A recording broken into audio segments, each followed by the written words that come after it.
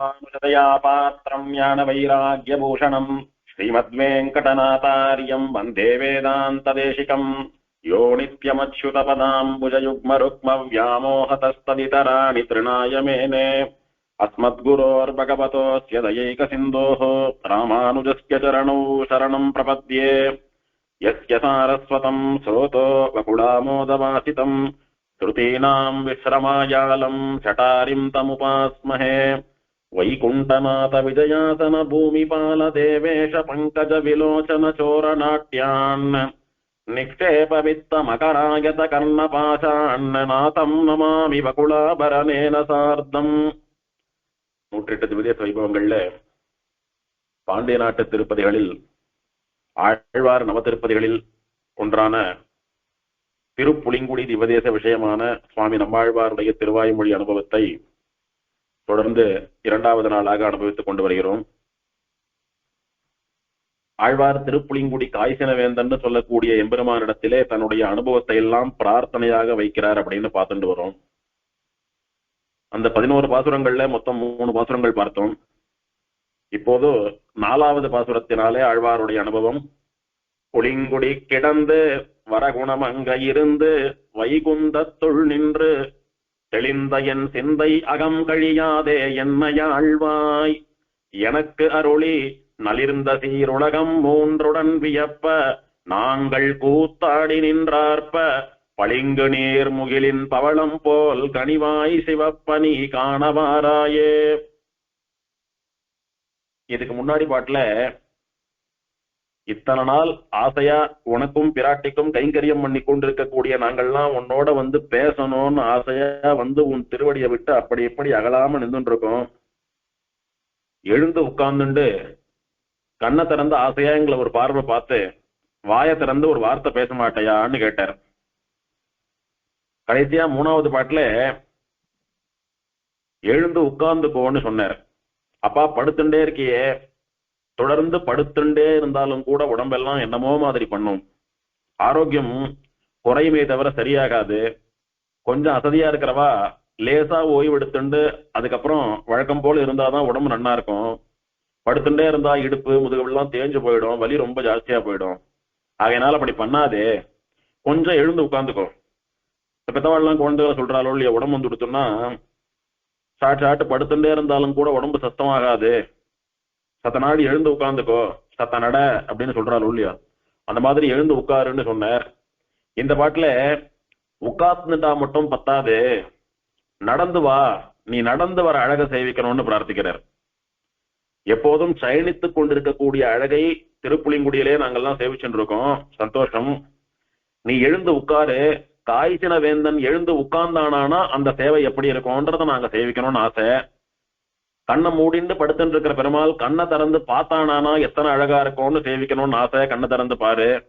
பேசாம மௌனமா இருக்கிற பெருமாள் வாயை திறந்து பேசினானா எத்தனை அழகா இருக்கும், பார்க்கறதுக்கும் காதால கேட்கறதுக்கும் வாயை திறந்து பேசு இப்படின்னு ஒன்னொன்னுத்தையும் பிரார்த்திச்சுட்டு வந்தவர் எழுந்து உட்கார்ந்தால் மட்டும் பத்தாது, நீ நிக்கக்கூடிய அழகை சேவிக்கணும், நீ நடக்கக்கூடிய அழகை சேவிக்கணும். அதனால படுத்துன்னு இருக்கிற நீ எழுந்து உட்கார்ந்துண்டு நின்று நடந்து எங்களை நோக்கி வந்து எங்களோடு பேசு அப்படின்னு எல்லாத்தையும் பிரார்த்திக்கிறார்.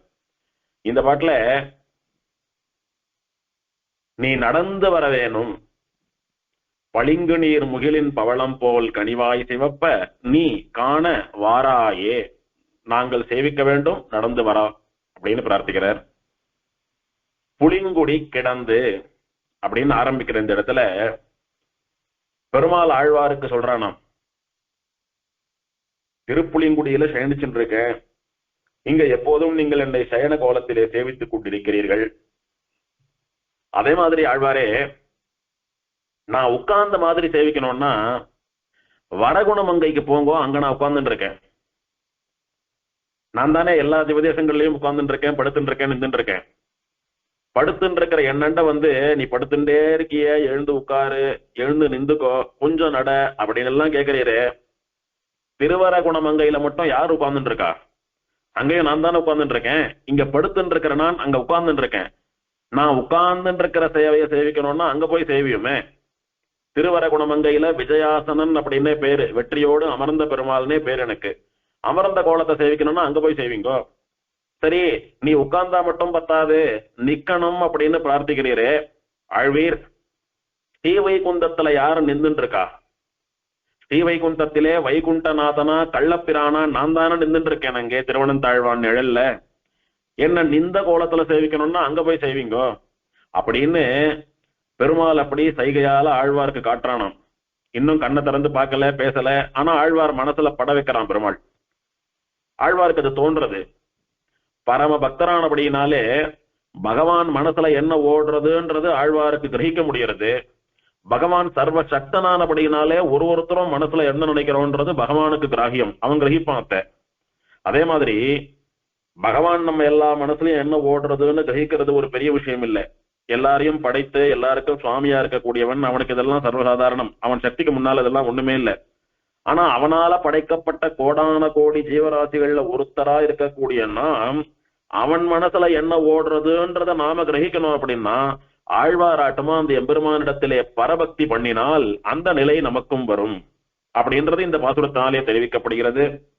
பெருமாள் சொல்றாராம், படுத்துட்டு இருக்கிறவன உட்காரு நில்லுன்னு சொல்றையே, உட்கார்ந்து இருக்கிற திவதேசத்துக்கு போய் சேவிங்கோ, நின்று இருக்கிற திவதேசத்துக்கு போய் சேவிங்கோ.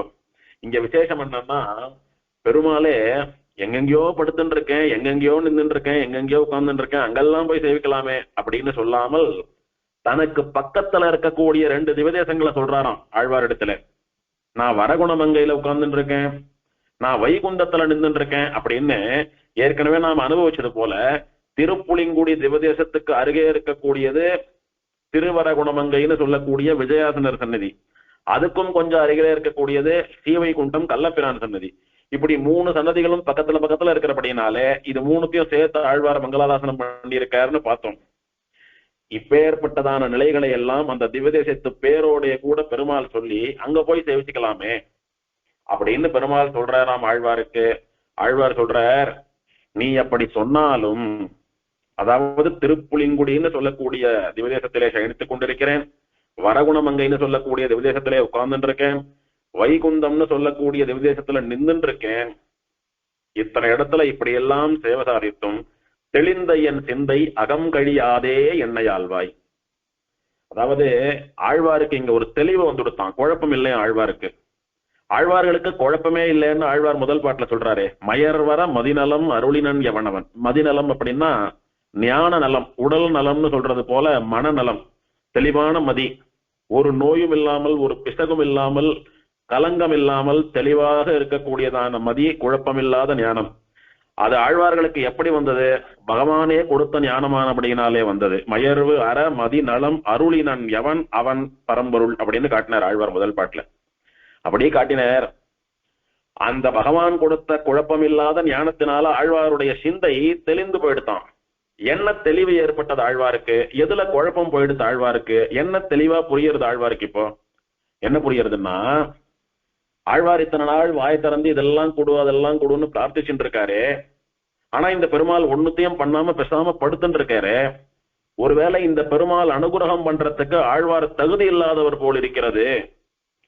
இவர் கேட்கறதையெல்லாம் பெருமாள் வரமா கொடுக்கறதுக்கு ஆழ்வாருக்கு பக்தி போறல, ஆழ்வாருக்கு தகுதி இல்லை அப்படின்னு இந்த ஜனங்கள் எல்லாம் நினைச்சுப்பாலே. இந்த ஆழ்வார் பாட்டுக்கு இத்த பண்ண அத்த பண்ணுன்னு உரிமையா கேட்டுட்டே இருக்கார். ஆனா பெருமாள் என்னமோ எழுந்து உட்கார்ந்துட்ட பாடில்லை, கண்ணை திறந்த பாடில்லை, பேசின பாடில்லை. அப்ப என்ன அர்த்தம்? இந்த ஆழ்வாருக்கு பெருமாள் இடத்துல பக்தி போறல. இவர் கேட்கிற வரத்தை தெய்வம் கொடுக்கிற அளவுக்கு இவருக்கு தேவையான சரணாகதி வாய்க்கலை இன்னும் அப்படின்னு இந்த ஊர் ஜனங்கள் எல்லாம் பழிப்பா அப்படின்னு நினைச்சுண்டு நான் உன்னை விட்டு ஒரு நாளும் விலகி போக மாட்டேன், அந்த தெளிவு எனக்கு இருக்குன்னு சொல்றார் ஆழ்வார். இது நமக்கு பாடம். ஆழ்வாருக்கு போய் இப்படி எல்லாம் வருமானா இது ஆழ்வாருக்கு இல்ல, நமக்கு பாடம். என்னன்னா, பெருமாள் இடத்துல நாம சிலதெல்லாம் பிரீத்தியா பிரார்த்திப்போம், இல்ல நாம பிரார்த்திக்கலன்னாலும் சமயத்துக்கு சிலதெல்லாம் நமக்கு நடக்காம போறது. அதே சமயத்துல சாதாரணமா அப்படி இப்படி இருந்துட்டு இருக்கிறவாள்லாம் நன்னா தானே இருந்துட்டு இருக்கா. ஆனா இவன் என்ன எப்ப பாரு பெருமாள் பெருமாள்னு சேவிக்கிறான், பெருமாள் பெருமாள்னு ஓடுறான், பெருமாள் பெருமாள் அப்படின்னு உருகிறான். இவனுக்கு அதாவது நடக்க வேண்டியது நடக்க மாட்டேன்றது அப்படின்னு இந்த லோகம் பரிகாசம் பண்ணும்.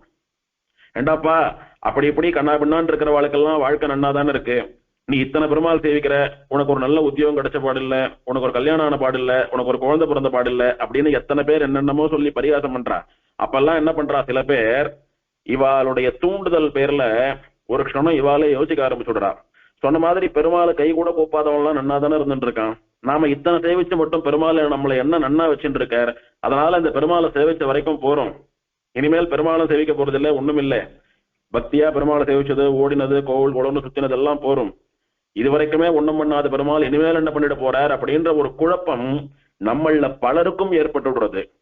பல பேர் பகவான் அப்படின்னா அழுத்துக்கிறாளே, அவளை எல்லாம் பார்த்தா ஒரு காலத்துல பெருமாள் பெருமாள்னு ஓடி உருகி சேவிச்சவளா இருப்பா. இப்ப ஏன் அழுத்துக்கிறான்னா, இவ ஏதோ ஒண்ணு பிரார்த்தித்தது நடக்காது போயிடுத்துன்னா பெருமாளை வெறுக்கக்கூடியதான அந்த மனோநிலை ஏற்பட்டு விடுகிறது. அதற்கு காரணம் இவர்களுடைய பாவம். இன்னொருத்தன் சொன்னா அதை கேட்டு குழம்பக்கூடிய அளவுக்கு இவனுடைய ஞானம் அவ்வளவுதான் பக்குவப்பட்டிருக்கு. அதனால இவன் ஞானத்திலே குழப்பம் இருக்கிறது. இவன் மதி நலமில்லாத மதி, கலங்கின மதி. அந்த ஒரு சிந்தை ஆழ்வாருக்கு கிடையாது. நாமளும் எப்படி இருக்கணும்னா ஆழ்வாரை போல இருக்கணும். இப்போ சுவாமி நம்மாழ்வார் எப்பேற்பட்டவர், அவர் வாய திறந்து பிரார்த்திக்கிறார், எழுந்து உட்கார்ந்தானா இந்த பெருமாள், எழுந்து பேசினேரா. அதனால ஆழ்வாருக்கு அனுகிரகம் பண்ணாத பெருமாள் எதுக்கு, அனுகிரகம் பண்ணாத பெருமாள் ஆழ்வாருக்கு தான் எதுக்கு அப்படின்னு 4 பேர் புறம் பேசுவா. ஆனால் அதுக்காகவெல்லாம் என்னுடைய சிந்தை கலங்காது, எனக்கு தெளிந்த சிந்தை, நீ கொடுத்த ஞானம். பெருமாள் நம்ம வாயால ஆசையா பாசுரம் வாங்கிக்கணும்ன்றதுக்காக தான் நம்மளை சோதிக்கிறான். நாம கேட்கிற அனுபவங்களோடு நிறைய சேர்த்து நிறைய அனுகிரகம் பெருமாள் பண்ண போறான்ற மகா விசுவாசத்தோட கூட நான் இருப்பேனே ஒழிய, இன்னைக்கு பேசாம இருக்கிற பெருமாள் நாளைக்கு பல மடங்காக அனுபவம் தரப்போறான் எனக்கு அப்படின்னு நான் நினைச்சுப்பேனே ஒழிய, ஒரு நாளும் இவா பேச்ச கேட்டு நான் உன்னை தூஷிக்க மாட்டேன், உன்னை விட்டு விலகி போயிட மாட்டேன், எனக்கு நீ அனுகிரகம் பண்ண மாட்டேன்ற முடிவுக்கு நான் ஒரு நாளும் வரமாட்டேன். தெளிந்த என் சிந்தை, இப்பேற்பட்ட தெளிவு ஏற்பட்ட என்னுடைய மனது அகம் கழியாதே. என் மனசுல இருந்து நீ வெளியில வராமல் எப்போதும் கூட எத்தனை கஷ்டம் இருந்தாலும் என் மனசோட கூட இருந்துண்டு. சரி, ஆழ்வார் பல இடங்கள்ல பெருமாள் வரணும் வரணும்னு பிரார்த்திக்கிறார், ஆனா பெருமாள் வந்ததா தெரியலையே, அதனால் ஆழ்வார் எத்தனை அழுது புலம்பி இருக்கார். அதெல்லாம் என்ன அப்படின்னா, குலசேகர பெருமாள் சாதிக்கிறார், வாளால் அறுத்து சுழினும் மருத்துவன் பால் மாளாத காதல் நோயாளன் போல் நீ மாயத்தால் மீளா துயர் தரினும் விற்றுவ கோட்டம்மா நீ ஆளா உணதருளே பார்ப்பன் அடியேனே. அந்த காலத்துல ஏதாவது நோய் வந்துடுத்து சஸ்திர சிகிச்சை பண்ணணும் அப்படின்னா வைத்தியர் அப்படி கத்தியால உடம்பு அறுப்பேறான், பயங்கரமா வலிக்கும். அதன் பிறகு அந்த அறுவை சிகிச்சை எல்லாம் முடிஞ்சா விட்டு உடம்ப தெப்பேறான் ஊசியை கொண்டு, அப்ப இன்னும் வலிக்கும். சமயங்கள்ல சில இடங்கள்ல அப்படியே அந்த காயம் ஆறுவதற்காக சூடு கூட போடுவாளாம், சுடுவாளாம் உடம்ப. இத்தனை பண்ணினாலும் என்னை போட்டு கீழ்ச்சுட்டானே, என்னை போட்டு குத்தி தைச்சானே, என் உடம்புல நெருப்ப வாரி கொட்டினானே அப்படின்னு சொல்லி அந்த மருத்துவனிடத்துல யாரும் சண்டைக்கு போறதில்லை, அவனை பகச்சிக்கிறது இல்லை. ஏன்னால் இதெல்லாம் பண்ணினாதான் இவனுடைய நோய் சுவஸ்தமாகி இவன் ஆரோக்கியமா இருப்பான், இவன் ரொம்ப நாள் வாழ முடியும் அப்படின்ற ஒரு நம்பிக்கையை அந்த வைத்தியன் தரபடியினாலே அவனிடத்துல இவனுக்கு தீராத காதல் உண்டு. நமக்காக தானே இந்த வைத்தியர் இவ்வளவு பரிசிரமப்படுறார், இவரால தானே நாம நன்னா இருக்க போறோம் அப்படின்னு மருத்துவன் பால் மாளாத காதல் நோயாளன். இந்த நோயாளிக்கு மருத்துவனிடத்திலே தீராத காதல், இத்தனை பண்ணினாலும் ஆசை. அந்த மாதிரி பெருமாள் நம்மளை இத்தனை போட்டு சோதிக்கிறார் அப்படின்னா நம்முடைய பக்தியை இன்னும் வளர்ப்பதற்காக, நம்முடைய ஞானத்தை இன்னும் வளர்ப்பதற்காக, நம் வாயிலிருந்து நிறைய பாசுரங்களை பெற்றுக் கொள்வதற்காக, நம்மை நிறைய பாசுரங்கள் பாடி வாக்கைங்கரியம் பண்ணப்படும்படியாக நியமிப்பதற்காக பெருமாள் இப்படி நம்மளை அப்படியே புடம் போட்டு தங்கமா ஆக்கின்றிருக்கான் அப்படின்னு நான் புரிந்துப்பேனே ஒழிய, நான் ஒரு நாளும் கலங்க மாட்டேன், உன்னை விட்டு விலக மாட்டேன், உன்னை பழிக்க மாட்டேன். அப்படி இருக்கக்கூடிய என்னுடைய மனசை விட்டு நீ ஒரு நாளும் வெளியில போக மாட்டாய். அகம் கழியாதே, என் மனதை விட்டு அகலாமல் இருந்து என்னை ஆழ்வாய். எத்தனை கஷ்டமா இருந்தாலும் எத்தனை ஆனந்தமா இருந்தாலும் எப்போதும் எனக்குள்ளேயே இருந்து கொண்டு என்னை ஆளக்கூடியவனே, எனக்கு சுவாமியானவனே, என்னை கொண்டு கைங்கரியங்களை எல்லாம் பண்ணி கொள்ளக்கூடியவனே. இந்த கைங்கரியம் அப்படின்னு சொல்லக்கூடியது சுவாமி நம்மாழ்வார் என்ன கைங்கரியம் பண்ணார் இடத்த விட்டு நகராம அப்படின்னா, வாயாலே பாசுரம் பாடக்கூடியதான வாசிக கைங்கரியத்தை பண்ணினார், மனசாலே பகவானை அனுபவித்து உருகக்கூடியதான மானசிக கைங்கரியத்தை பண்ணினார். இப்படி 2 கைங்கரியம் பொதுவா நம்மாழ்வார் பண்ணினதாக சொல்லப்பட்டாலும் ஆழ்வாருடைய வாக்கின்படி இந்த திருப்புலிங்குடி பெருமாளுக்கு காலங்காலமா இவ கோயில் பெருக்கிறதுல இருந்து, மெழுகிறதுல இருந்து, கோலமிடுறதுல இருந்து, புஷ்பத்தை தொடுத்து மாலையாக்கி சமர்ப்பிப்பதுல இருந்து, தீபமேத்துறதுல இருந்து எத்தனையோ கைங்கரியங்கள் குடிகுடியா பண்ணிட்டு இருக்கான்னு இந்த பதிகத்துல தெரிவித்திருக்கிறாரே. இப்படி சரீர கைங்கரியமும் கூட ஆழ்வார் இந்த எம்பெருமானுக்கு பண்ணினதாக ஆழ்வாருடையதான யோக அனுபவம். ஆகையினால என்னையால்வாய் நான் பண்ணக்கூடிய அடிமை காரியங்கள், அதாவது என்னுடைய அந்தரங்க கைங்கரியங்களை எல்லாம் ஏற்றுக்கொண்டு எனக்கு சுவாமியாக இருந்து என்னை வழிநடத்துபவனே, எனக்கு அருளி அப்படின்னா எனக்கு கொடுத்து, எனக்கு தந்து, என்னத்தை கொடுத்து, இதுக்கு முன்னாடி 3 பாட்டுல நான் என்னென்ன பிரார்த்தித்தேனோ அந்த சேவையெல்லாம், அந்த வரத்தை எல்லாம் எனக்கு தந்து, அதாவது படுத்துட்டு இருக்கிற நீ எழுந்து உட்கார்ந்துட்டு கண்ணை திறந்து பார்த்து வாயை திறந்து பேசி நான் என்னென்ன ஆசைப்பட்டேனோ அதெல்லாம் கொடுத்து, உலகம் 3உடன் வியப்ப நளிர்ந்த சீர் உலகம் 3உடன் வியப்ப, இந்த 3 லோகங்கள், பூலோகம், புவர்லோகம், சொர்க்கலோகம்னு சொல்லக்கூடியதான 3 லோகமும் அதிலே உள்ளவர்களும் ஆச்சரியப்படும்படி. எப்படி ஆச்சரியப்படணும் அவா, எதுக்கு அவ ஆச்சரியப்படணும்னா, நளிர்ந்த சீர் அப்படின்னா அடியவர்களிடத்திலே குளிர்ந்து பொழியக்கூடிய எம்பெருமானுடைய சௌலபியம் முதலான கல்யாண குணங்களுக்கு சீர்னு பேரு. சீர் அப்படின்னா பொதுவா சிறப்புன்னு அர்த்தம் தமிழ்ல.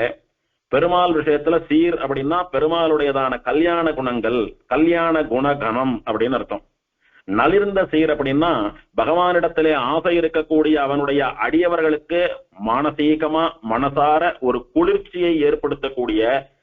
நாம் என்ன சொல்றோம், பெருமாளை போய் சேவித்தோமானா, சுவாமி பெருமாள் சேவை நன்னா ஆச்சா, ஆச்சரியமான சேவை சுவாமி, பெருமாள் நன்ன குளிர கட்டாட்சிச்சார், பெருமாள் குளிர அனுகிரகிச்சார்னு சொல்றோமோ இல்லையோ. அப்படின்னா பெருமாள் நமக்கு பண்ணக்கூடியதான அனுகிரகத்தினாலே நம்முடைய உடலும் உள்ளமும் குளிர்ந்து போகிறது.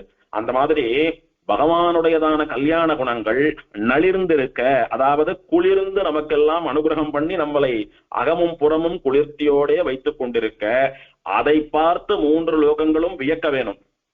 எப்படி படுத்துண்டு தூங்கின்ற பெருமாள் இந்த நம்மாழ்வார்னு சொல்லக்கூடிய பக்தர் போய் சேவித்து, எழுந்து உட்காருன்னா உட்கார்ந்துட்டார், நில்லுன்னா நின்றார், எழுந்து நடன்னா நடந்து வந்தார், வாய திறந்து பேசுன்னா பேசினார், கண்ணை திறந்து பாருன்னா பார்த்தார். அது என்ன சிலையா படுத்துட்டு இருக்கிற தெய்வம் ஒரு பக்தர் கேட்டார் அப்படின்னுட்டு இத்தனை கல்யாண குணங்களோட கூட அந்த பக்தர் ஆட்டி வைக்கிறபடியெல்லாம் ஆடி அந்த பக்தரை குளிர்வித்ததே.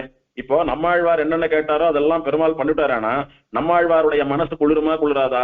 சத்தியமா குளிரும். அதை பார்த்துட்டு இந்த லோகத்துல இருக்கக்கூடிய சாதாரண ஜனங்கள் மட்டுமல்ல, பூலோகம், புவர்லோகம், சுவர்லோகம்னு சொல்லக்கூடிய 3 லோகத்திலே இருக்கக்கூடியவர்களும் பெருமாள் கிட்ட பக்தி மட்டும் இருந்தா போதும் போல் இருக்க, அந்த பக்தன் என்ன சொன்னாலும் பெருமாள் அதை நடத்தி அவன் மனசை குளிர வச்சிடுவான் போல் இருக்க. இது என்ன ஆச்சரியம் அப்படின்னு எல்லாரும் கூட ஆச்சரியமா பார்க்கணுமா பெருமாளை. நளிர்ந்த சீர் உலகம் 3உடன் வியப்ப, அப்படி அவ ஆச்சரியமா வாயில கைய வச்சுட்டு பார்த்துட்டு இருக்கிறச்ச, மூக்கு மேல விரல் வச்சுட்டு பார்த்துட்டு இருக்கிறச்ச, ஆச்சரியப்பட்டு நிக்கிறச்ச, நாங்கள் கூத்தாடி நின்றார்ப்ப, எங்க பெருமாள் நான் சொன்னபடியெல்லாம் கேட்கிறார், நான் சொன்னதெல்லாம் பண்றார். பொதுவா பெருமாள் சொல்றதுதான் நாம பண்ணணும், ஆனா நாம பண்றதையெல்லாம் பெருமாள் பண்ணிட்டு இருக்கார், நாம சொல்றதையெல்லாம் அவர் கேட்கிறார் அப்படின்ற சந்தோஷத்துல நாங்கெல்லாம் கூட ஆகாசத்துக்கும் பூமிக்குமா ஆனந்த கூத்தாட வேணும். நாங்கள் கூத்தாடி நின்றார்ப்ப, எத்தனை சந்தோஷம்.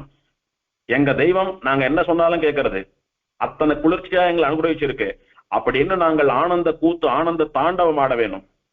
அப்படி நாங்கள்லாம் பண்ணணும்னா நீ என்ன பண்ணணும் தெரியுமா? அதாவது 3 லோகத்துல இருக்கிறவாலாம் ஆச்சரியப்பட்டு பார்க்கணும், வாய புழக்கணும். நாங்கள்லாம் உன்னை பார்த்து ஆனந்த கூத்தாடணும்னா நீ என்ன பண்ணணும் தெரியுமா? கனிவாய் பளிங்கு நீர் முகிலின் பவளம் போல் சிவப்ப காணவாராயே. பெருமாளுடைய திரு உதடு இருக்கு பாருங்க, அந்த உதடு அப்படியே செவக்கணுமா. எப்படி செவக்கணும்னா கோவை பழம் போலே செவக்கணுமா. நல்ல பழுத்த கோவப்பழத்தை எடுத்து பார்த்தோமானா உள்ள செக்கசவேல் இருக்கும் இல்லையோ, அந்த மாதிரி பெருமாளுடையதான உதடுகள் சிவக்க வேணும். பெருமாளுடையதான பற்கள் எப்படி இருக்கணும் தெரியுமா? பெருமாளுடைய பற்கள் பளிங்கு நீர் முகிலின் பவளம் போலே இருக்க வேணும். அதாவது அப்படியே அந்த ஜலத்துல முகத்தை பார்த்தா முகம் தெரியணும். அந்த மாதிரி கலங்கள் இல்லாமல் டிரான்ஸ்பரண்டா கிறிஸ்டல் கிளியரா இருக்கக்கூடிய தீர்த்தம் போலே பகவானுடையதான பல் அப்படி தெரியணுமா. அந்த பல் எப்படி இருக்கணும்னா எப்போது வேண்டுமானாலும் மழை பொழியக்கூடிய மேகத்தை போல இருக்கணுமா அந்த பல்லு. அப்படின்னா பெருமாள் அப்படி சந்தோஷத்தோட கூட நம்மளை பார்த்து ஆசையா நம்மளை நோக்கி வரச்ச பெருமாளுடைய உதடுகள்லாம் புன்னகை பூரித்து கொவ்வைப்பழம் போலே சிவந்திருக்கும்.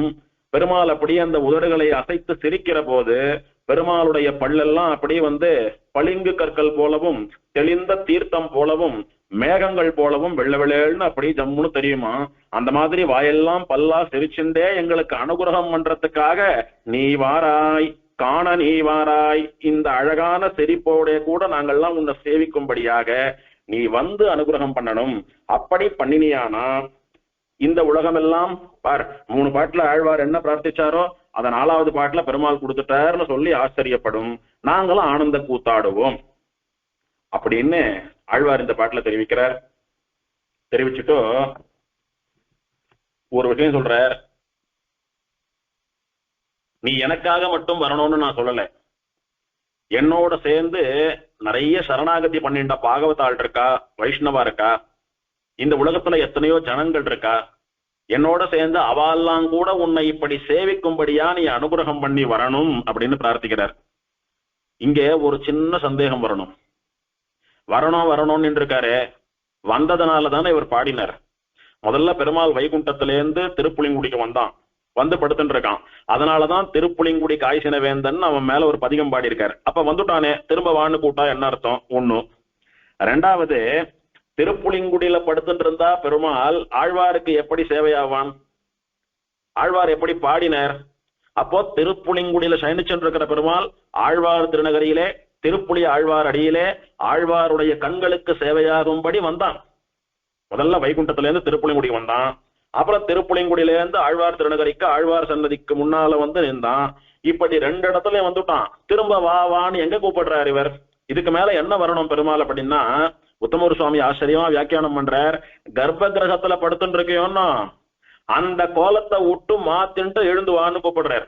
அதாவது வைகுண்டத்துல பெருமாள் இருக்கார், வைகுண்டத்துல இருந்துட்டே திருப்புலிங்குடிக்க வந்தார்.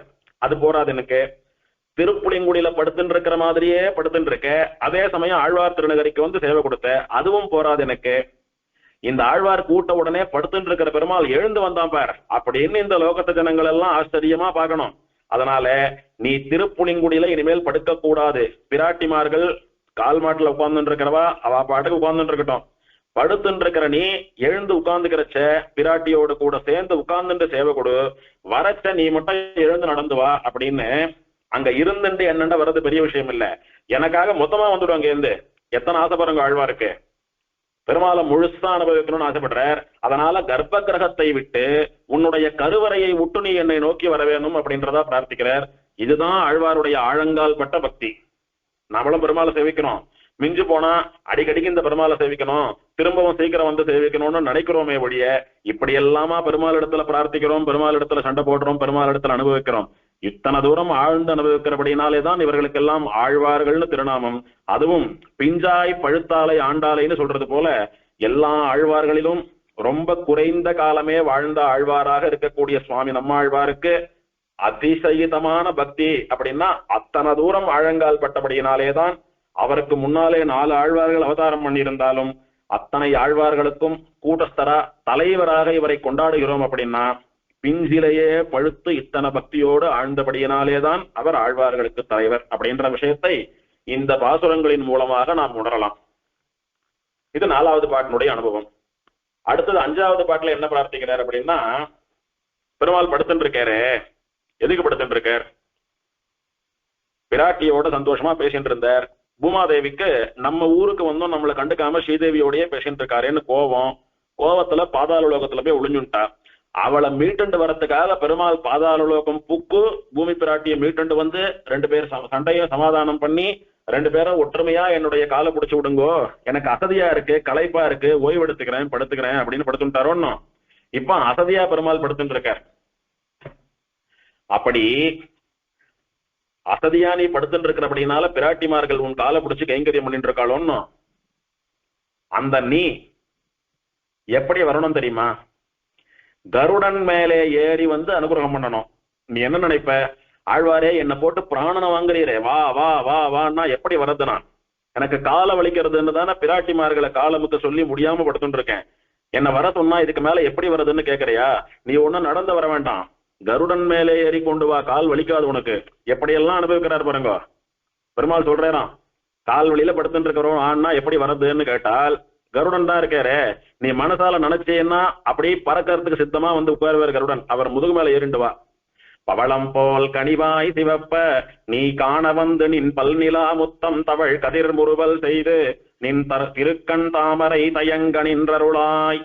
பவளனன் படற்கீழ் சங்குரை பொருணல் தன் திருப்புளிங்குடியாய் கவளமா களிற்றின் இடர்கெடத் தடத்து காய்தின பறவையோர்ந்தானே. திருப்புளிங்குடி திவதேசத்தை வர்ணிக்கிறார் ஆழ்வார். நல் பவளம் படற்கீழ் சங்குரை பொருணல் தன் கவளம் மா களிற்றின் இடர்கட அப்படின்ற இடத்துல நல் பவளம் படற்கீழ் சங்குரை பொருணல் தன் திருப்புளிங்குடி கிடந்தானே. நல்ல பவழங்கள், நல்ல செழுமையா ஒசத்தி ரகமாக இருக்கக்கூடிய பவழங்கள் அப்படி சங்குகளோட கூட சேர்ந்து தாமிரபரணியில நிறைய கிடைக்கிறதாம். அப்படின்னா சமுத்திரத்திலே கிடைக்கக்கூடிய நல்ல ஜாதி சங்குகளும் பவழப்பாறைகளும் தாமிரபரணி நதியிலே கிடைக்கிறதாம். அப்படி சமுத்திரத்திலே கிடைக்கக்கூடியதான வஸ்துக்கள் எல்லாம் நதியிலே கிடைக்கும்படியா ரொம்ப ஆச்சரியமான நீர்வளத்தோட நிறைய கனிம வளத்தோட கூட இருக்கக்கூடிய உத்தமமான தாமிரபரணி நதி. பொருணல் அப்படின்னா பொருணை அப்படின்னா தாமிரபரணின்னு அர்த்தம். சங்குரை பொருணல், தாமிரபரணி நதியிலே வெறும் ஜலம் மட்டும் இல்லை, அதிலே சங்கு உற்பத்தி ஆகிறது, அதிலே பவழ பாறைகள் கிடைக்கின்றன. அப்பேற்பட்ட வளம் மிக்கதான தாமிரபரணி நதியினுடைய கரையிலே தன் குளிர்ச்சியான திருப்புளிங்குடி கிடந்தானே. திருப்புளிங்குடின்னு சொல்லக்கூடியதான திவதேசத்திலே சயனித்துக் கொண்டிருப்பவனே. கவலம் மா களிற்றின் இடர்கெட, களிறு அப்படின்னா யானை, மா களிறுன்னா பெரிய யானை. சுவாமி யானைன்னாலே பெருசா தானே இருக்கும், அது என்ன பெரிய யானை அப்படின்னா சாதாரண யானைன்னு சொல்லக்கூடிய ஜந்து மிருகம் இல்ல, பக்தியினாலே மிகவும் பெரியவனாகிய கஜேந்திராழ்வான், அதிசயிதமான பக்தியை உடைய கஜேந்திராழ்வான். கஜேந்திரன்னு சொன்னா பாராதோ, அது என்ன கூறத்தாழ்வான் அப்படின்னு சொல்றது போல கஜேந்திர ஆழ்வான் அப்படின்னா பக்தியிலே ஆழ்வார்களை போல ஆழ்ந்தவனானபடியினாலே அந்த யானைக்கு கஜேந்திர ஆழ்வான்னு பேரு. அப்படி என்ன பக்தியில ஆழ்ந்து விட்டான் கஜேந்திரன்? ஏதோ தப்பு பண்ணினா சாபம் வந்துடுத்து, அந்த சாபத்துக்கு பிராயசித்தமா பெருமாளுக்கு புஷ்பத்தை இட்டு அர்ச்சனை பண்ணிட்டு இருந்தான்.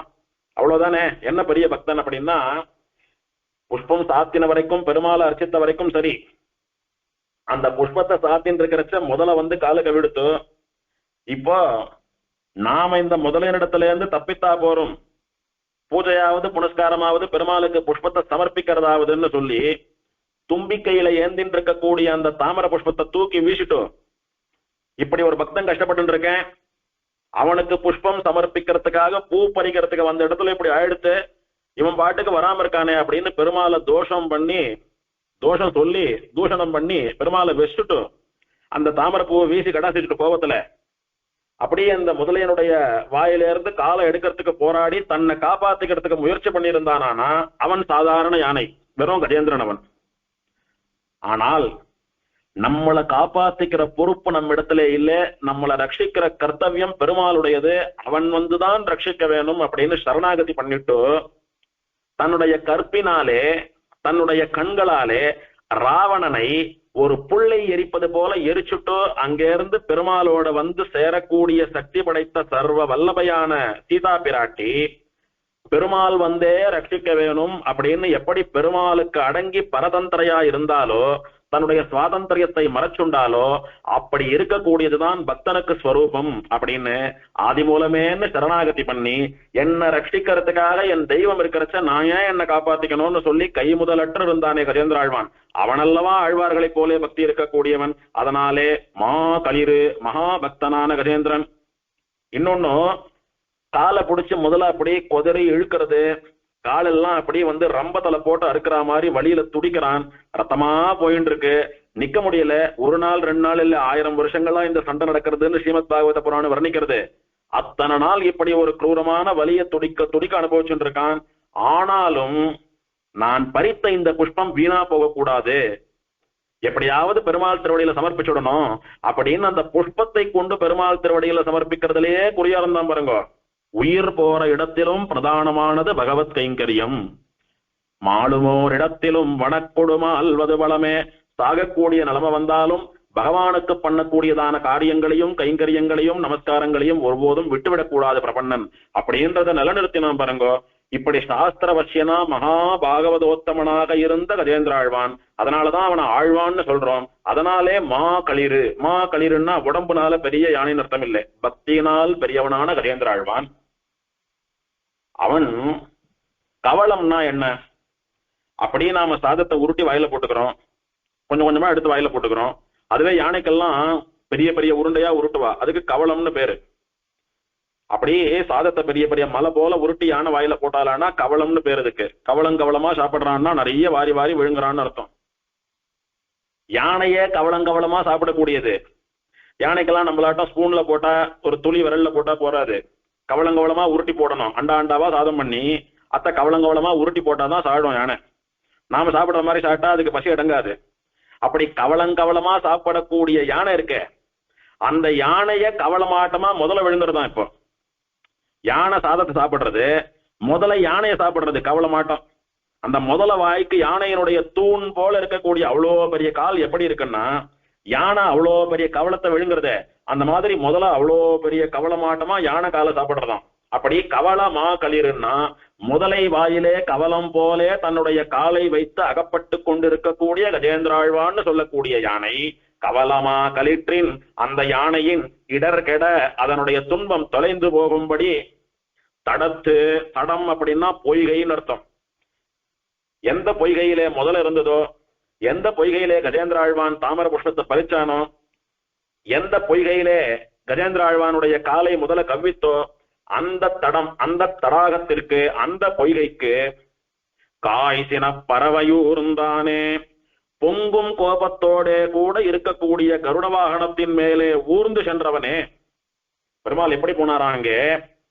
கருட வாகனனா போனேராம். சுவாமி பெருமாள்னாவே கருட வாகனா தானே போவார். அதுல என்ன விசேஷம் பெருசா இப்ப சொல்லிடுறாங்க இங்க? அதுல காய்சின பறவையூர்ந்தானே. இந்த காய்சினம்னு சொல்லக்கூடியது தமிழ் இலக்கியப்படி வினைத்தொகை. அது தமிழ் இலக்கணப்படி வினைத்தொகை. பறவை அப்படின்றது இங்கே பக்ஷி, கருடன், கருத்மன். ஊர்தல் அப்படின்னா அப்படியே கருட வாகனத்து மேல பெருமாள் பயணப்பட்டு செல்லுவதுன்னு அர்த்தம். இது வரைக்கும் புரியுறது. ஆனா கருடனுக்கு முன்னால காய் சினம்னு போட்டிருக்காரு. காய் சின பறவை அப்படின்னா காய் சினம் பிளஸ் பறவை.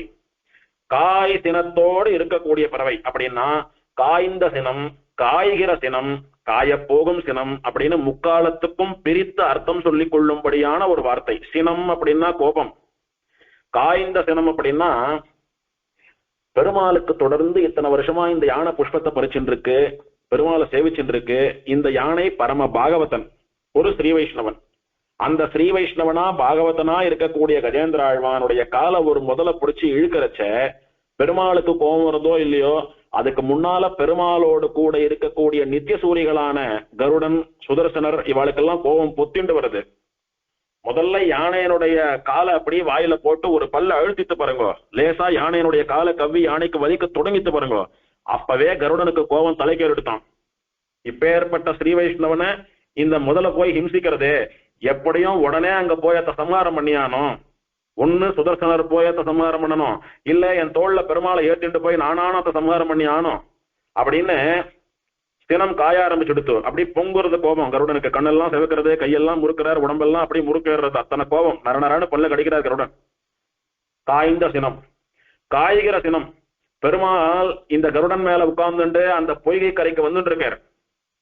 அப்போதும் கூட அதுதான் அந்த முதலைய சம்ஹாரம் பண்றதுக்கு பெருமாள் புறப்பட்டார். நாம வேகமா பறந்துட்டு இருக்கோம். ஒரு க்ஷணத்துல அந்த தடாகத்தினுடைய கரைக்கு போனா அதனுடைய சம்ஹாரம் ஆயிடும் அப்படின்னு ரிலாக்ஸ்டா கூலா வரலையாம் கருடன். என்ன இத்தனை நாள் ஆயிட்டு இருக்கு, எப்ப அந்த முதலைய சம்ஹாரம் பண்ணி அந்த யானையை காப்பாத்துறது அப்படின்னு கோவம் பொங்க பொங்க நரநரன்னு ரொம்ப கோவத்துல இருக்கிறவன் அப்படியே வண்டியை முறுக்கி முறுக்கி ஓட்டுற மாதிரி வேகமா போயிட்டு இருக்காராம் கருடன். காய்ந்து கொண்டு இருக்கக்கூடிய சினம், காய போகும் சினம். அந்த குளத்து கரைக்கு போய் நின்ன உடனே பெருமாள் தன்னுடைய சுதர்சன சக்கரத்தை பிரயோகம் பண்ணி தானே அந்த முதலைய சம்ஹாரம் பண்ண போறார். அப்போ அந்த சுதர்சனத்தை பார்த்து நீ போன்னு பெருமாள் செய்கை பண்ணணும். அந்த சுதர்சனம் பெருமாள் கையில இருந்து சுழண்டே போய் முதலையினுடைய கழுத்தை சீவனம். அதுக்கு கூட ஒரு செகண்ட் ஆகுமே. அந்த பொறுமை கூட இல்லாமல் அந்த முதலையை பார்த்து பொங்கக்கூடிய கோபத்தோடைய பார்க்கிறான் கருடன். அப்படி முக்காலத்துக்கும் காய்ந்த சினத்தோடே கூட இருக்கக்கூடிய பறவையின் மேலதான் பெருமாள் ஊர்ந்து போனான். காய் சின பறவை ஊர்ந்தானே. இதுல இருந்து என்ன தெரிகிறதுன்னா, பகவானுடைய அடியவர்களா முக்கியமா சரணாகதி பண்ணவாளா இருக்கக்கூடிய பாகவதாளுக்கு ஏதாவது ஒரு கஷ்டம் அப்படின்னா, பெருமாள் துடிப்பது போலவே பெருமாளிடத்துல நீங்காம அடிமை பண்ணக்கூடிய நித்திய சூரிகளும் துடிக்கிறா. அவர்களுடைய கோபம் பன்மடங்கு பெருமாளாட்டமா பெருகிறது விரோதியின் மேலே. அதாவது பாகவதாளுக்கு விரோதியா இருக்கிறவன் மேல அவளுடைய கோபம் பொங்குறதுன்றத புரிஞ்சுக்கணும். காய் சின பறவையூர்ந்தானே, பொங்கும் கோபத்தோட கூட இருக்கக்கூடிய கருடன் மேலே வந்து அந்த குளக்கரையிலே நின்று அந்த முதலையை சம்ஹாரம் பண்ணி அந்த மகாபக்திமானான கஜேந்திராழ்வானை காப்பாத்தினவனே. கனிவாய் பவளம் போல் சிவப்ப. போன பாட்டுல எங்களை பார்த்து நீ சிரிக்கிறச்ச உன்னுடைய உதடு கோவப்பழமாட்டும் சிவக்கணும்னர். இப்போ இன்னும் பெருமாளிடத்துல பக்தியும் ஆசையும் ஜாஸ்தியா போயிடுத்து. இன்னும் பெருமாள் நெருங்கி வந்து பேசணும் சிரிக்கணும்ன்ற ஆசை ரொம்ப முத்தி போயிடுத்து. அதனால கோவப்பழமாட்டமா உன்னுடைய உதடு சிவந்தா போறாது. பவளம் போல் கனிவாய் சிவப்ப. பவழப்பாறையாட்டமா கனிவாய் சிவக்கணும். போன பாட்டுல என்ன சொன்னார்? கோவப்பழமாட்டமா சிவக்கணும்னார். இங்க ஏன் பவழப்பாறையாட்டமா சிவக்கணும்னு சொல்றாருன்னா, கோவப்பழத்தை விட பவளம் இன்னும் சேப்பா இருக்கும். கோவப்பழத்தை விட பவளம் இன்னும் உசத்தி. கோவப்பழம் ஒரு 2 நாள் பழமா இருக்கும், அப்புறம் வெம்பி வெதும்பி வீணா போடும். ஆனா பவளம் என்னைக்கும் இருக்கக்கூடியது. அதனால கோவப்பழமாட்டமா ஒரு க்ஷணம் அப்படியே சிரிச்சுட்டு திரும்ப போய் படுத்துக்காத. பவழப்பாறையாட்டமா எப்பவும் சிரிச்சுட்டே இரு. அதுவும் தாமிரபரணியிலே சங்கோடு கூட பவழப்பாறைகள்லாம் செழிக்கக்கூடியன்னு சொன்னாரோ இல்லையோ, அந்த தாமிரபரணி நதியில ஓடக்கூடிய பவழப்பாறையாட்டமா சிவந்த உதடோட கூட வந்து நீ சேவை சாதிக்க வேணும் அப்படின்னு அந்த தாமிரபரணியில ஓடக்கூடிய பவழத்தை பார்த்த உடனே பெருமாளுடைய உதடுகளினுடைய செம்மை சிவப்பு ஆழ்வாருக்கு ஞாபகம் கொடுத்தோம். கனிவாய் பவளம் போல் சிவப்ப. நல்ல கனிந்த பழம் போலே இருக்கக்கூடிய உன்னுடைய உதடு பவளம் போலே சிவந்து எங்களை பார்த்து மகிழ்விக்க காண வந்து நாங்கள்லாம் உன்னை கண்ணால சேவிக்கும்படி எங்க முன்னால நீ நடந்து வந்து நிலா முத்தம் நின்பல் தவழ் கதிர் முறுவல் செய்து அந்த பவளம் போலே இருக்கக்கூடிய உதடுகளுக்கு பின்னாலே இருக்கக்கூடிய சந்திரநாட்டமா பளிச்சுன்னு வெண்மையா இருக்கக்கூடிய முத்து போல இருக்கக்கூடிய உன்னுடைய பற்கள் அப்படி புன்னகைய பூத்துண்டு புன்னகைய உதிர்த்துண்டு எங்களை பார்த்து சிரிச்சுண்டு நின் தாமரை கண் தயங்க நின்றருளாய். பெருமை மிக்க குளிர்ச்சி மிக்க கருணை மிக்க தாமரை போலே அழகாக இருக்கக்கூடிய உன்னுடைய கண்கள் மலர்ந்து. எப்படி கண்கள் மலரும்? நாம யாரையான மனசுக்கு பிடிச்சவாள ரொம்ப ஆசையா இருக்கிறவாளை பார்த்தாலானா நம்முடைய கண்கள் மலரும். இப்ப நம்மாழ்வார் முதலான பக்தர்கள்லாம் பெருமாள் மனசுக்கு ரொம்ப நெருக்கமானவாளோ இல்லையோ, அவளை பெருமாள் நேர பாக்குறார், அவளுக்காக எழுந்து வர்றார் அப்படின்னா பெருமாளுடைய கண்கள் எப்படி மலரும்? ஒரு பிள்ளையை பார்த்த தாய் போலே மலர்றதோ இல்லையோ பெருமாளுடையதான கண்கள். அப்படி உன் கண்கள் எல்லாம் அப்படி மலர்ந்திருக்கும்படியா நீ வந்து சேவை சாதிக்கணும். அதாவது நாங்க ஆசைப்பட்டபடி நீ வந்து சேவை சாதிக்கணும், எங்க கிட்டக்க வரணும். வந்து நாங்க உன்னை பார்த்து சந்தோஷப்படுறோமோ இல்லையோ, நம்முடைய பக்தாலாம் நம்மள ஆசையா கூட்டிருக்கான்னு சொல்லி எங்களை பார்த்த உடனே உனக்கு வாயெல்லாம் பல்லா இருக்கணும். உன்னுடைய பற்கள் அப்படியே வந்து சூரிய நாட்டமா அப்படியே மிளிரணும். அத்தனை சந்தோஷமா இருக்கணும்.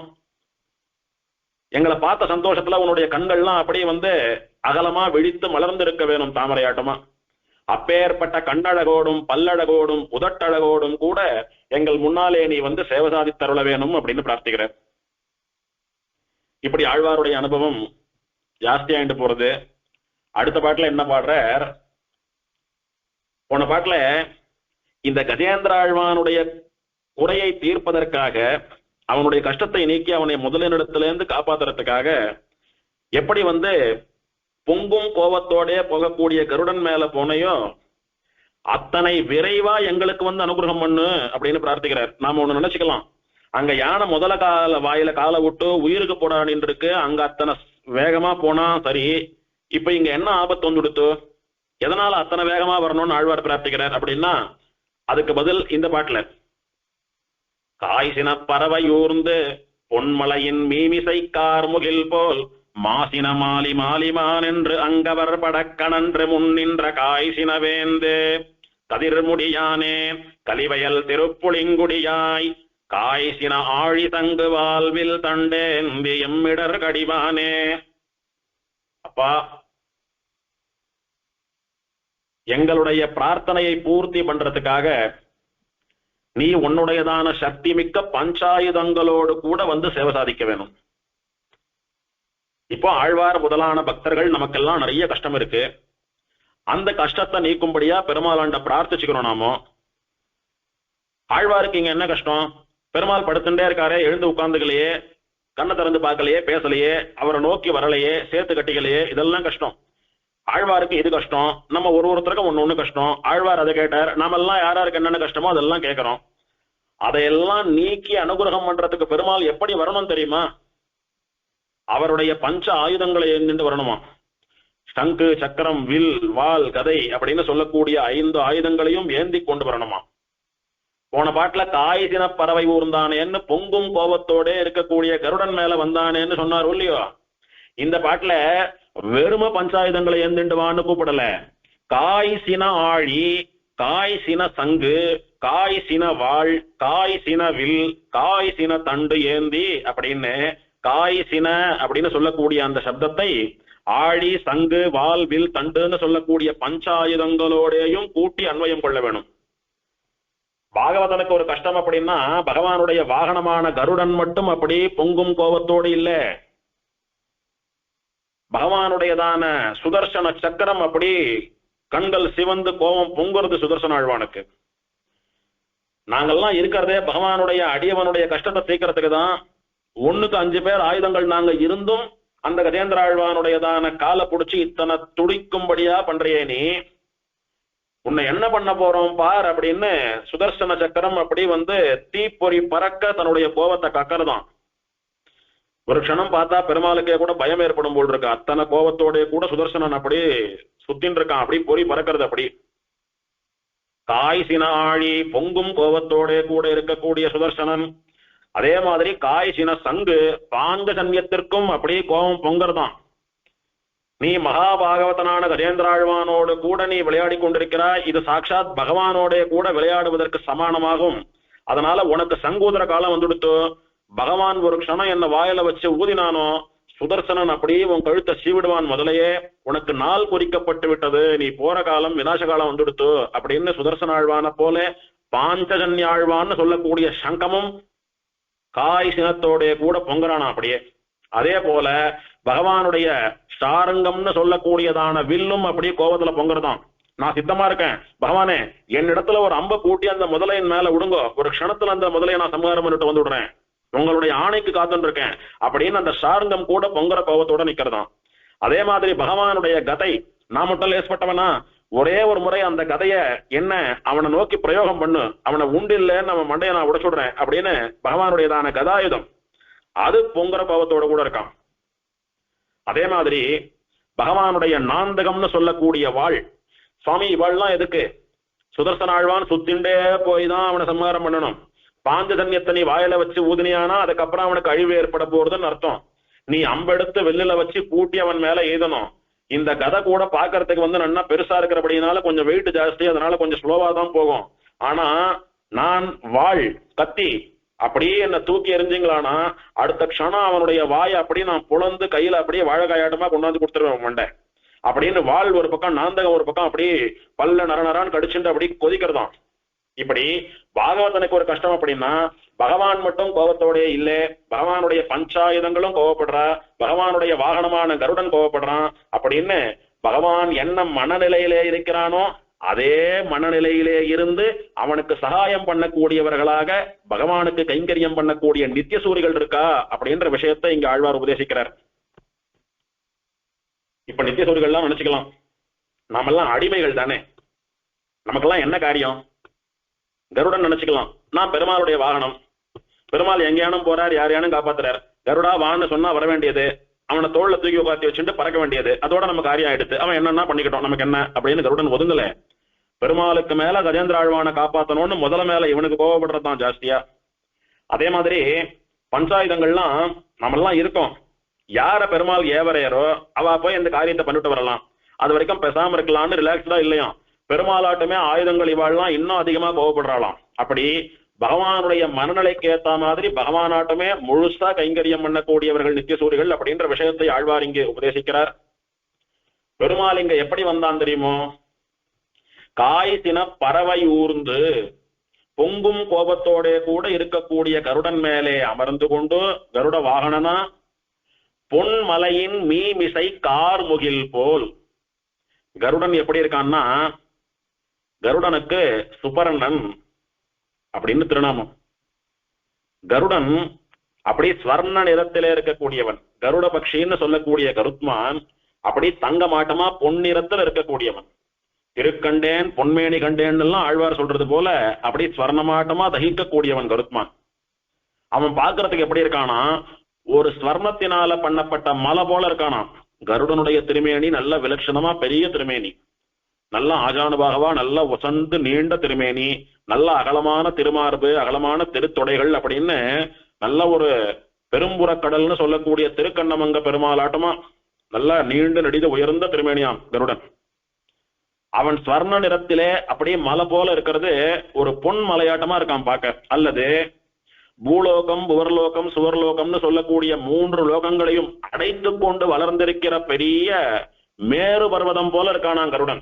மேருமலைன்னு சொல்லக்கூடியது பூலோகத்திலே தொடங்கி பூலோகம் முழுதும் நிறைந்து, புவர்லோகம் முழுதும் நிறைந்து, சுவர்லோகம்னு சொல்லக்கூடிய ஸ்வர்க்கத்திலே பாதி அளவு இருக்கக்கூடியது, 2.5 லோகத்தை அடைச்சிட்டு இருக்கக்கூடியது மேருமலை. அந்த மேருமலை ஸ்வர்ணமலை, பொன் வெறுப்புன்னு சுவாமி தேசிகன் சாதிக்கிறார். தங்கமா இருக்கக்கூடியதான மலை, தங்கமே மலையா நின்று இருக்குன்னு சொல்லக்கூடிய மலை. அந்த மலையாட்டமா இருக்கானான் கருடன். ஏன்னா அத்தனை பெரிய திருமேனி, அத்தனை நெடிய திருமேனி, அத்தனை பரந்த திருமேனி. அதே மாதிரி மேரு பர்வதமாட்டமா ஸ்வர்ணத்தினாலேயான ஸ்வர்ண நிறத்திலே இருக்கக்கூடிய ஆச்சரியமான திருமேனி. அதுக்கு மேல பெருமாள் எப்படி உட்கார்ந்துட்டு வரான்னா, கார்முகில் போல் மழைக்கால மேகம் போல கருத்து போய் உட்கார்ந்துட்டு இருக்கானாம் பெருமாள். அதுல பெருமாளுடைய நிறம் என்ன? கிருஷ்ணகா கருப்புன்னு சொல்றோமே. பெருமாளுடைய திருமேனி என்ன கருப்பு?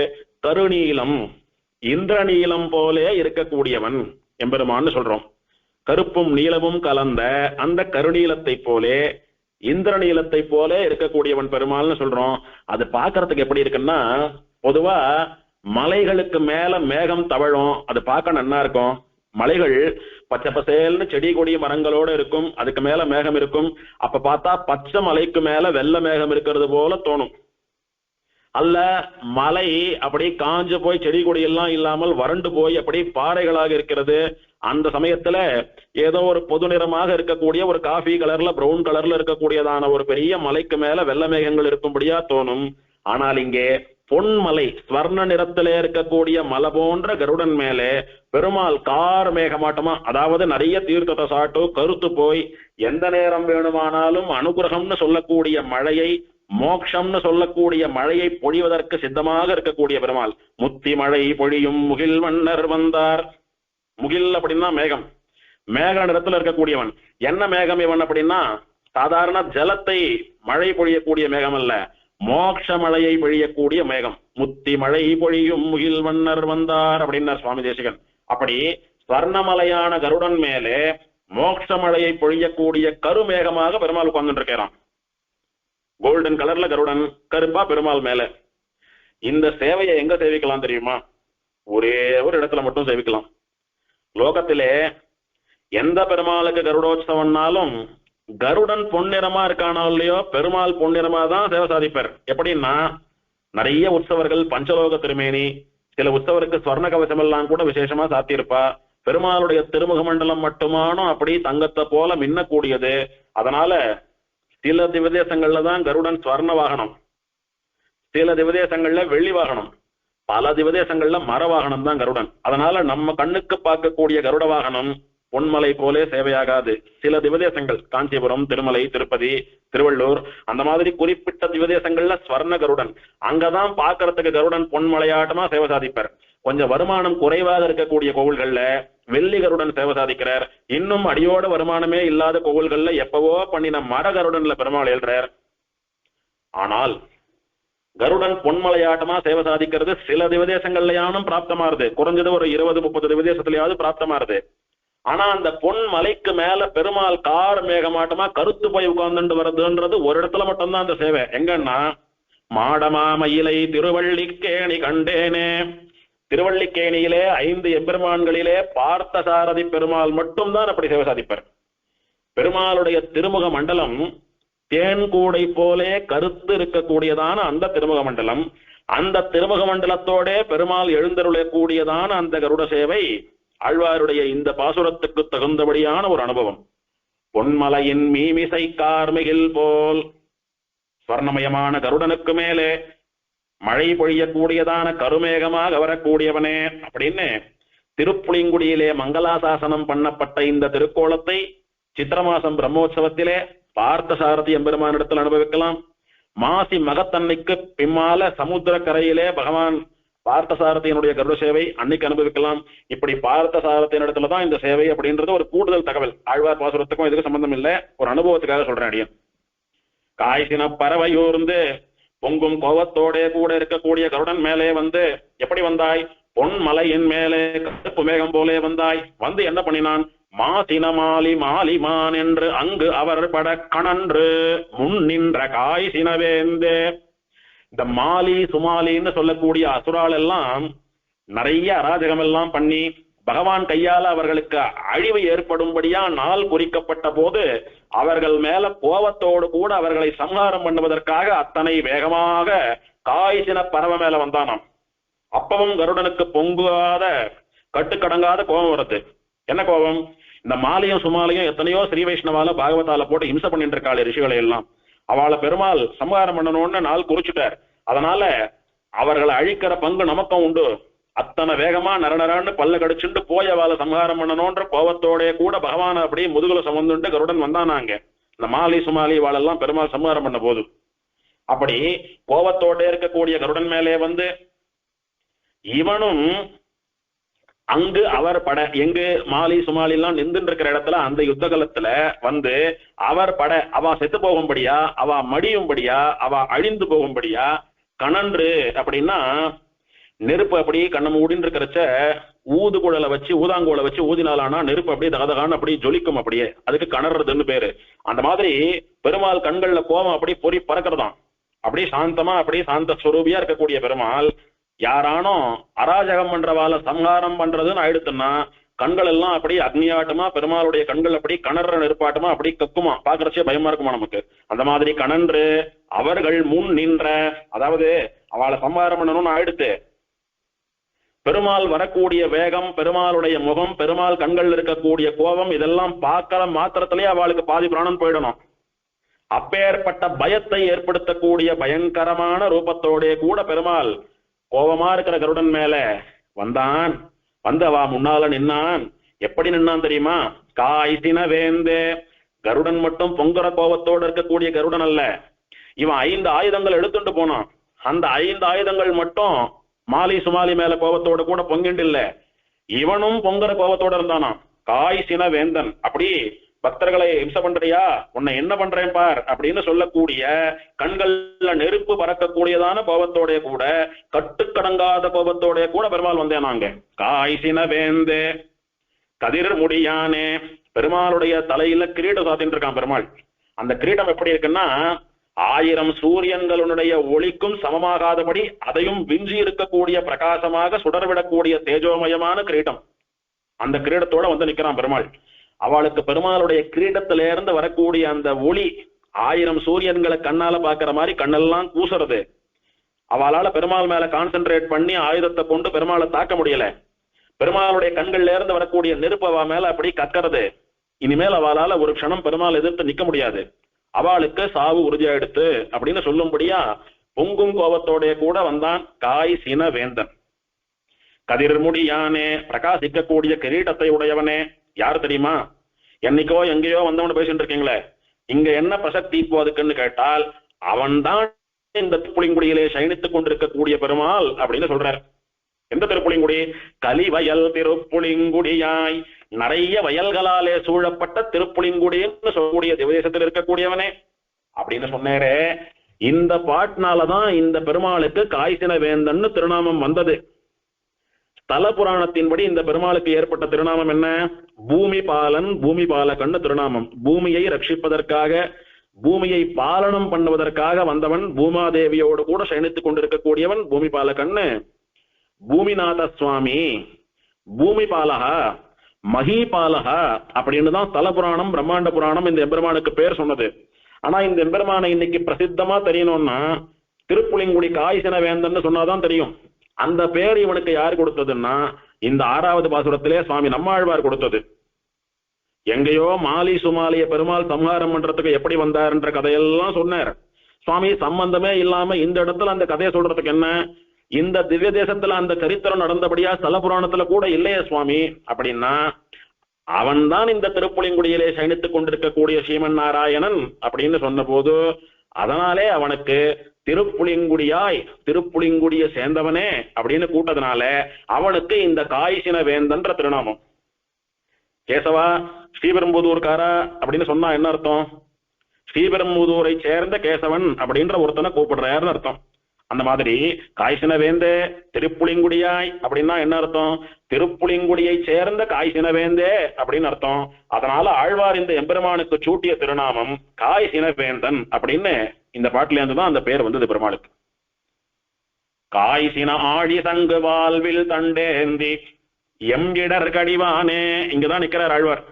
அன்னைக்கு மாலி சுமாலிய சம்ஹாரம் பண்ணி அவளால பாதிக்கப்பட்ட பாகவதால காப்பாத்துறதுக்கு பொங்கும் கோபத்தோட கூட இருக்கக்கூடிய கருடன் மேல போனையே அது பெருசில்ல, பொங்கும் கோபத்தோட இருக்கக்கூடிய பஞ்ச ஆயுதங்களே ஏந்துட்டு போனையே அது பெருசில்ல, உன்னுடைய பரம பக்தர்களா இருக்கக்கூடிய பாகவதால் நாங்கள்லாம், அதாவது சுவாமி நம்மாழ்வார் முதலான நாம் எல்லாம் இருப்போமே, நம்முடைய கஷ்டத்தை தீர்க்கறதுக்கும் பெருமாள் பொங்கும் கோபத்தோட இருக்கக்கூடிய கருடன் மேல வரணுமா, பொங்கும் கோபத்தோட அப்படியே நிறநரான்னு பல்லு கடிக்கிற பஞ்ச ஆயுதங்களை கொண்டு வரணுமா, இவனும் பொங்கும் கோபத்தோட கட்டுக்கடங்காத கோபத்தோட கூட வந்து நிக்கணுமா நம்ம முன்னால வந்து என்ன பண்ணணும்?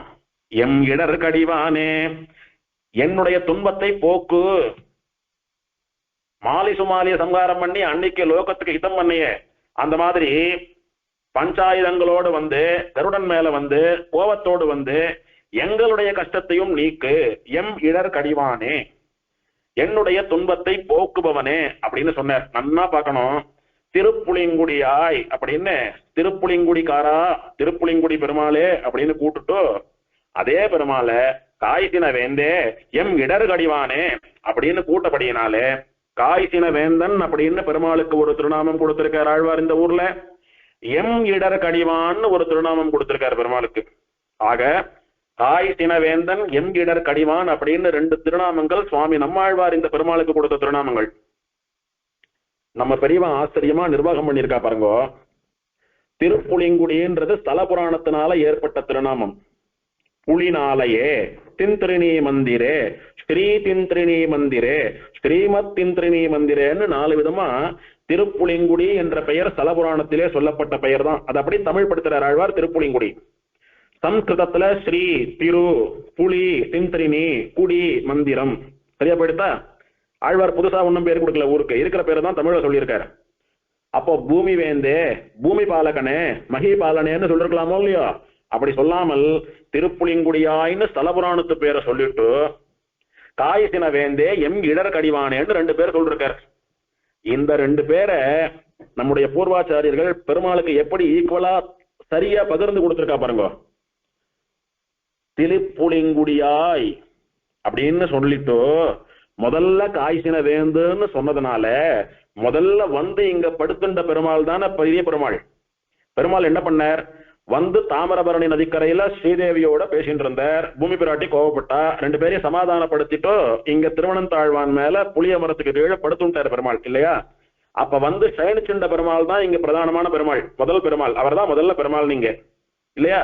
அப்போ அந்த பெருமாளுக்கு முதல் சொல்லப்பட்ட பெயரான காய்சின வேந்தன் அப்படின்ற பெயரை சமர்ப்பிச்சுட்டான் நம்மளுடைய பூர்வாச்சாரியா.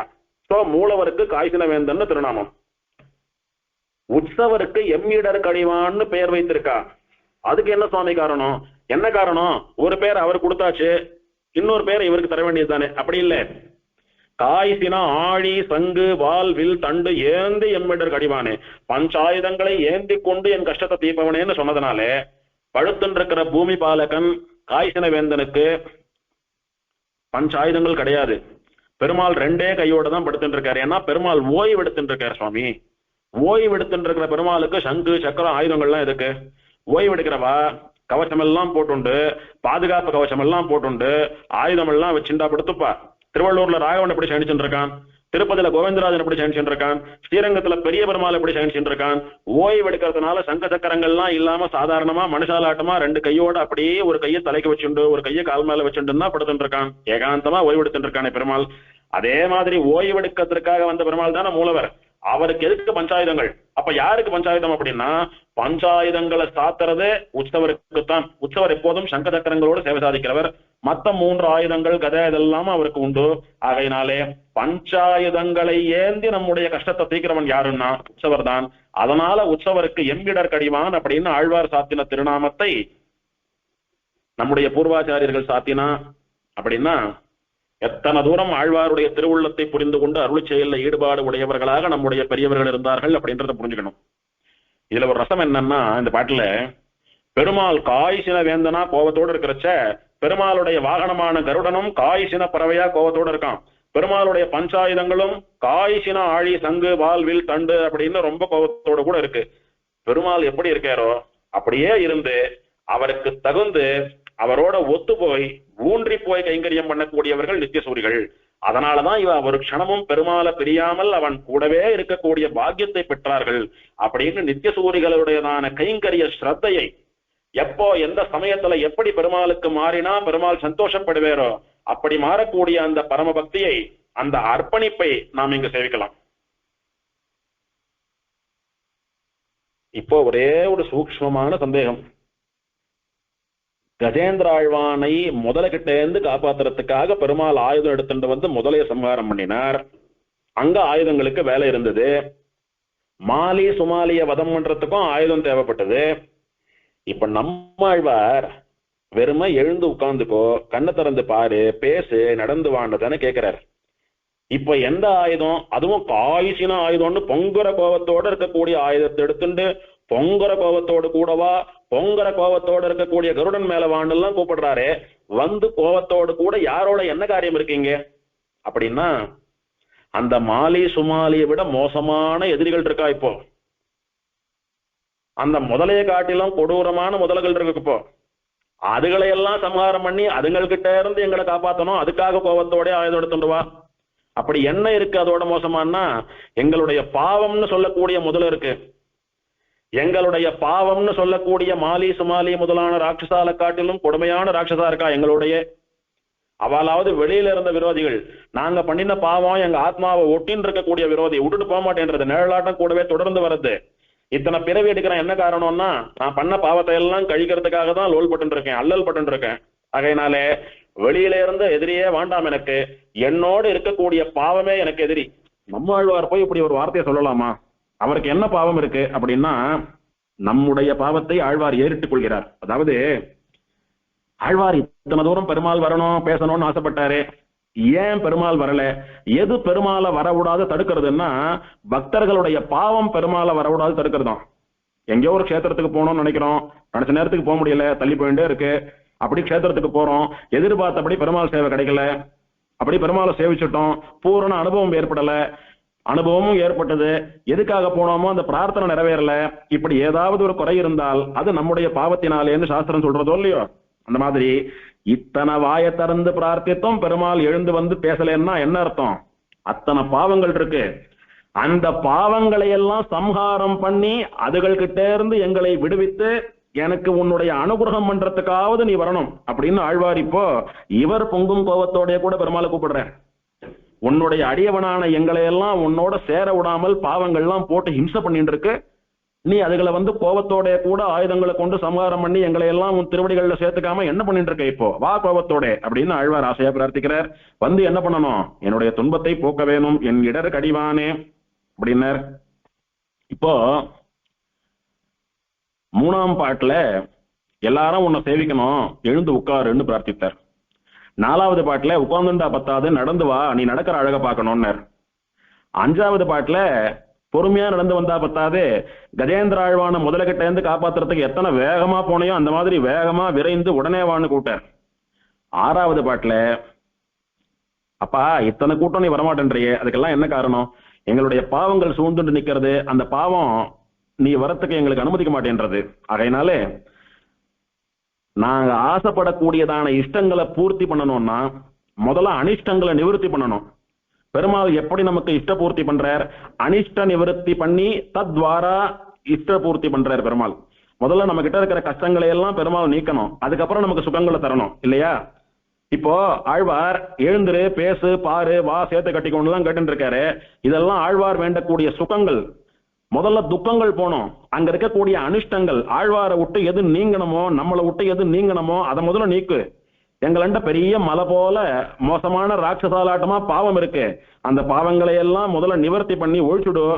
அதன் பிறகு நீ ஆச்சரியமாக எங்களுடைய விருப்பத்தை எல்லாம் நிறைவேற்றி எங்களுடைய மனோரதத்தை பூர்த்தி பண்ணிவை, எங்களுக்கு இஷ்டத்தை பூர்த்தி பண்ணிவைன்னு பிரார்த்திக்கிறார். அதனாலே முதல்ல அனிஷ்ட நிவர்த்தி, எது விலகணுமோ அது விலகணும் முதல்ல, அது பிரதானம். அப்புறம் எது கிடைக்கணுமோ அது கிடைக்கணும். இந்த விலக வேண்டியது விலகிறதுக்கு முன்னால கிடைக்க வேண்டியது கிடைச்சதுன்னா அதை முழுசா அனுபவிக்க முடியாது, அனுபவிக்க கூடாது அது.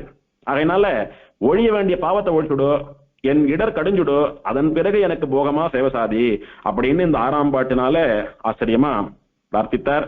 இன்னும் 4 பாசுரங்கள் உண்டு, அந்த அனுபவத்தை நாளைக்கு பார்க்கலாம். ஸ்ரீநகர்யாம் மகாபுர்யாம் தாமிரபர்ணியுத்தரே தட்டே சிந்திரிணீ மூலதாம்னே ஸ்ரீஷடகோபாய மங்கலம். ஆழ்வாரெம்பெருமானார் சீரார் தூப்புள் திருவேங்கடமுடையான் திருவடிகளே சரணம்.